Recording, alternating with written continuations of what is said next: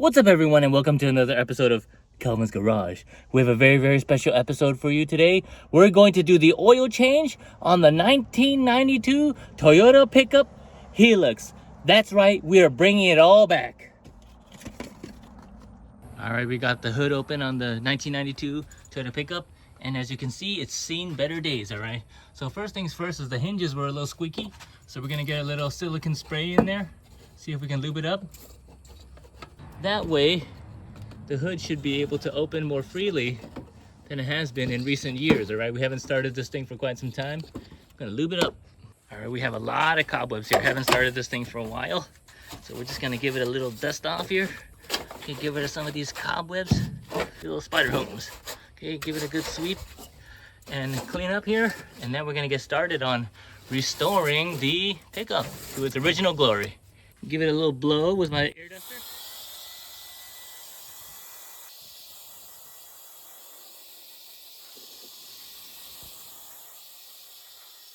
All right, first thing we're gonna do is we're gonna check out the oil level here, okay? So pull out the dipstick, it's right here, all right? You see that? Okay, and then wipe it on a clean rag. Okay, let's see here what we got here. Oh, look at that. Look how dark and black and sooty it is, all right? So it definitely needs an oil change. All right, we'll put that back in there. Okay, all right. Another thing you can do is you just take off the oil cap here and take a look underneath, all right? To give you some idea of how old the oil is, whether we need a change or not, okay? It looks pretty black to me, but we'll leave that off to let air into the engine, so when we drain it, it'll come right out. Okay, so this is what you're going to need to do the oil change job, okay? You need a 14mm wrench of some kind to do the drain bolt, okay? You're going to need a ratchet, okay? You're going to need an oil filter wrench of some type here. I have a plastic one here. You're going to need the oil filter, okay? So this is a cheap F-Ram, okay? PH3614, okay?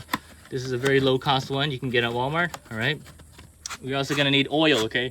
You can go for the 5W30 or 10W30, okay? You need a drain pan and you're going to need a funnel. Okay, I'm gonna stick my handy piece of cardboard underneath, all right? So that we can access the drain bolt, all right? If you go under, you can see the oil drain bolt is right here, all right? You see that here? That's a 14mm right there. Now, fortunately, the Toyota pickup is a pickup, all right? So it's fairly high. You actually don't even need to jack it up if you don't want to. So all you really need to do is get the drain pan, okay, in place, like so, okay? Just get it under there, all right? And then undo that drain bolt, okay? Okay, so you can see the drain bolt over here. Now, this is in the way, it's kind of blocking, but I'm gonna go all the way around with my 14mm and then do that drain bolt. Let's see if I can do it here and get it on camera, but here it is, okay? You see that? So just turn it counterclockwise and it should be able to come off, okay? So remember, the drain bolt's not supposed to be ultra tight. It's just supposed to be loose enough to keep the oil in. Okay, and now I'm just going to undo the drain bolt and make sure the oil is aimed to hit the pan underneath. All right, so we'll let it rip here. Drain all the oil out. Now, don't worry if it gets all over you. That's why you have your paper towels. Okay, so there goes that black stuff here. You see that? Nice and dirty. All right, now that we've drained it out quite a bit, all right, just go ahead and temporarily put the drain bolt back on. This is just to avoid it unintentionally dripping everywhere while we try to get the oil filter out. But yeah, just put the drain bolt back on. I like to just do it by hand. Just keep it on there loosely. And we can come back to this again later. We could redrain again later. But yeah, just by hand, screw it in. Okay, all right. All right, the next thing is to pull the oil filter, okay? So if you look where the air intake manifold is, if you go below that, okay, go below, and you look down here, okay, you see that old orange looking cylinder? Okay, that's the oil filter, okay? I got an old F-Ram in there. But basically, if you can grab it by that grippy part and just turn it, that would be ideal, right? But chances are you're going to need the oil filter wrench. All right, so you can see I put the oil filter wrench on top of the oil filter. Okay, you see that? Okay, and it's ready to turn with the ratchet. All right, now I got the oil filter wrench on the oil filter and the ratchet. And all I'm going to do is pull up on this and loosen the oil filter. Okay, there it goes, see? Very, very easy, okay? Very easy. Came right off. See? Came right off, very easy. But be careful to make sure you catch the oil when it drips out of the oil filter. It's gonna fall to the bottom. Make sure you position the pan correctly. All right, and you can unscrew it by hand at this point. Okay, my arm's down there, reaching under, but I'm gonna pull the filter out this way. All right, and voila, there's the old oil filter. And now remember to clean the surface, the mounting surface of the oil filter, okay, right there. You see that ring surface? At this time, we can pull the oil drain pan out, all right? We're just gonna use that as a little work area for us. You can put the old oil filter here and drain it out if there's still something left inside, okay? But at this time, we're also going to lube up the new oil filter. Okay, I'm just gonna use my finger, get some oil, okay, and just put it around the ring here of the new oil filter, okay? That way it'll seat well.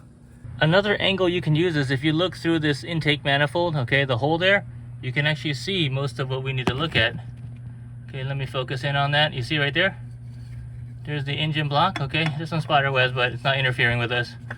But just screw the new filter in there, okay, and then hand tighten. Okay, you could do a hand tighten thing. You can do 3/4 to 1 full turn, okay, but get it tight, but not overly tighten, okay? So look at this arrow here, okay? So this is 1/4 turn. That's 2/4 turn. And this is 3/4 turn. And that should be good enough in terms of getting it nice and snug, okay? We're gonna come back below temporarily, okay? And we're just going to undo the drain bolt, drain out the excess sludge, okay, that we missed from earlier. And then we're going to reinstall the drain bolt and torque it down. So make sure that little driplet of oil is out of there, all right? All right, and once you're done, put the drain bolt back, all right?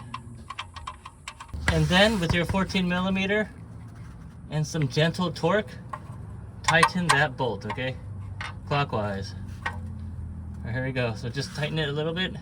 Don't overdo it because the washer, you can reuse the washer, but it's already been somewhat compressed. So just very gently torque it down.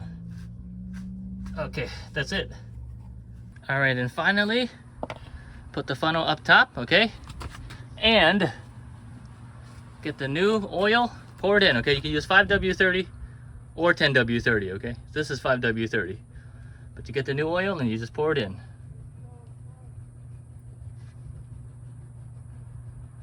All right, as you pour the oil in there, pull out the dipstick and periodically check the level, okay?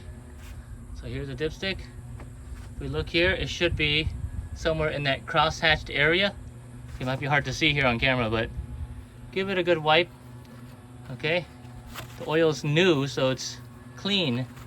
But if you take a look at the dipstick thing, it's got that cross-hatched area. The oil level should be somewhere inside of there, okay? Inside of there. So let me do this again. Okay, so let's do it again. Pull it out. Okay, and then check the cross-hatched area for wetness, okay? All right, and finally, when you've got the right level of oil, put the dipstick back in, take your funnel, set it aside, and don't forget to screw in your oil filler cap, okay? Screw in the oil filler cap, give it a little bit of torque here. All right, and that's it, you're done. Also remember to properly dispose of the used motor oil and the used oil filter. All right, so remember to take it out for a test drive and check for any oil leaks.